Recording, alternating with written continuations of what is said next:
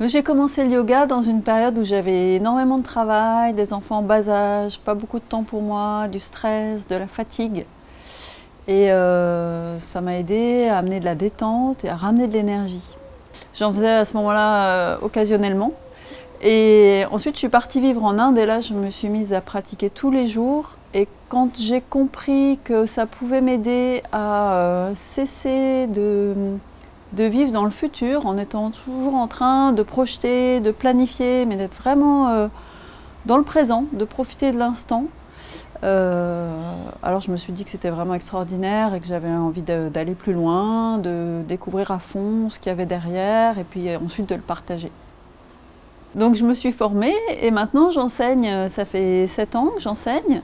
J'enseigne un Hatha Yoga traditionnel avec l'idée que les postures sont vraiment là comme un soutien pour ramener, au-delà du bien-être physique, de la détente que ça peut apporter, une intériorisation qui va amener doucement vers la méditation.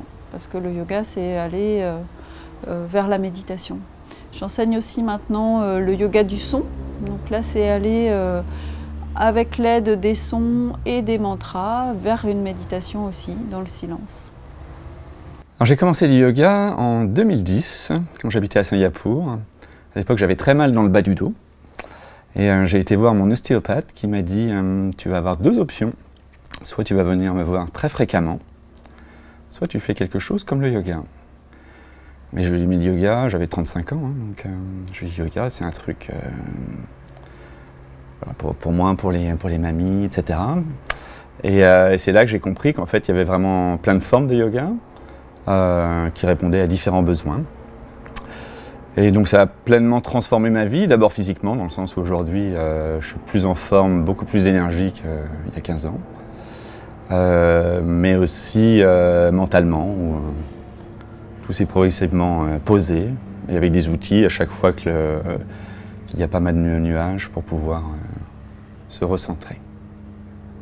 Donc j'enseigne différents types de yoga, un yoga doux, un hatha yoga traditionnel, un yoga plus dynamique et aussi du kundalini yoga.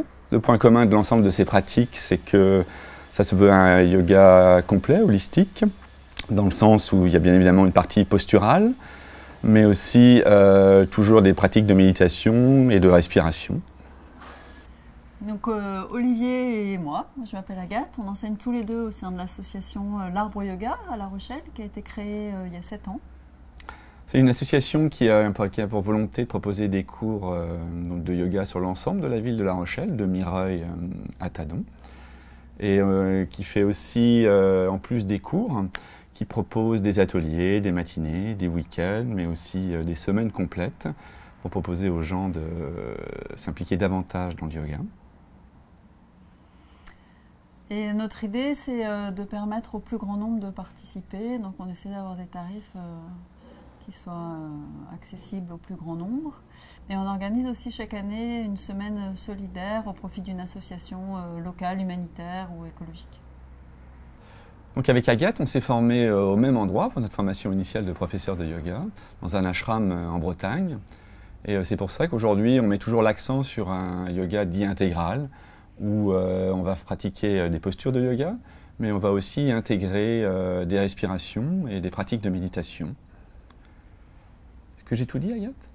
Enfin, est-ce qu'on a tout dit, pardon? Il me semble. Mais je crois que le mieux, c'est de venir nous rencontrer et puis d'essayer.